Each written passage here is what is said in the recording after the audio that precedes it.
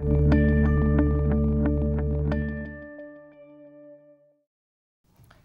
le mois de novembre, la plupart des catégories de fonds d'action se sont bien comportées. Je suis ici avec Christian Charret, rédacteur en chef chez Morningstar, pour nous parler de la performance des fonds en novembre. Christian, bonjour. Bonjour.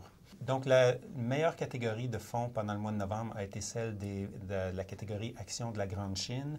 Donc, les fonds d'actions chinoises se sont bien comportés en réaction à des mesures de réforme qui ont été proposées par le gouvernement chinois. Il y a longtemps qu'on entend parler que la Chine veut effectuer une transition d'une économie basée sur la construction d'infrastructures à une économie plus centrée sur la consommation intérieure.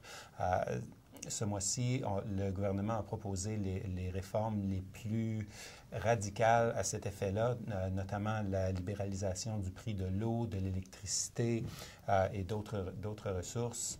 Il y a aussi eu une proposition d'assouplissement de la politique de l'enfant unique en Chine. Donc, les marchés ont très bien réagi à ces nouvelles-là et c'est ce qui a provoqué la hausse des marchés en Chine. Mm-hmm. Les actions japonaises, de leur côté. Oui, la catégorie des fonds d'actions japonaises a offert une autre des meilleures performances pendant le mois, avec un gain de 4,3 Les circonstances sont très différentes au Japon. Là-bas, on assiste surtout à une domination des grosses compagnies axées sur l'exportation. Le yen japonais a continué à se déprécier par rapport à d'autres grandes devises mondiales, notamment le dollar américain, et ça a encouragé les marchés à consommer plus de produits japonais.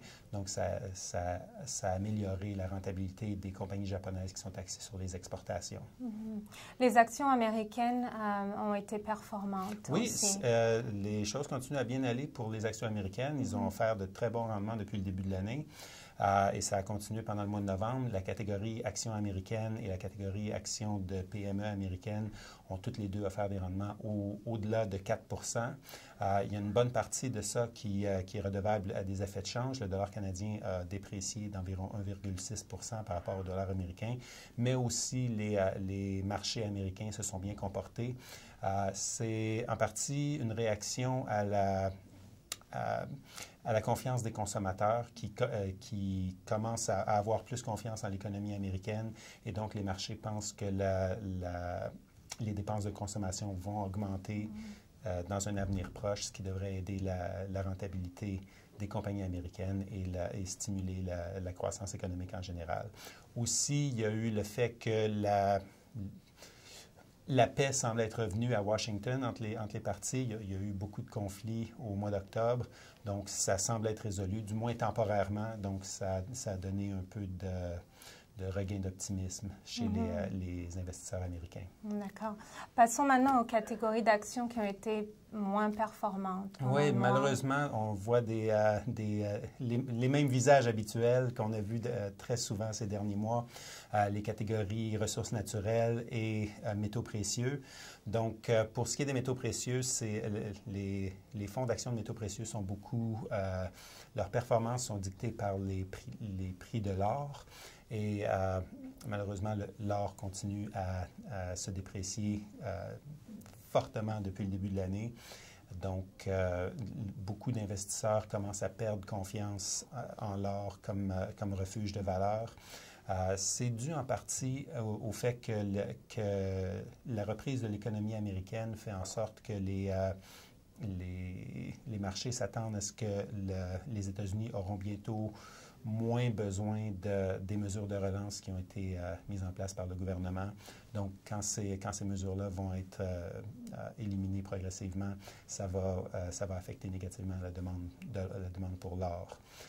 Du côté des ressources naturelles, c'est le même thème dont je parlais tout à l'heure au sujet de la Chine. Depuis longtemps, l'économie chinoise était très axée sur la construction d'infrastructures et ça a fait de la Chine un des plus grands consommateurs de ressources naturelles au monde. Si on effectue une transition vers une autre un autre secteur d'activité, ça risque d'affecter négativement la demande des ressources naturelles et c'est en réaction à ce genre de spéculation que les compagnies de ressources naturelles ont perdu de la valeur sur les marchés. Merci Christian. Si vous voulez plus de détails sur la performance, vous pouvez cliquer sur un lien en dessous du lecteur vidéo. Merci.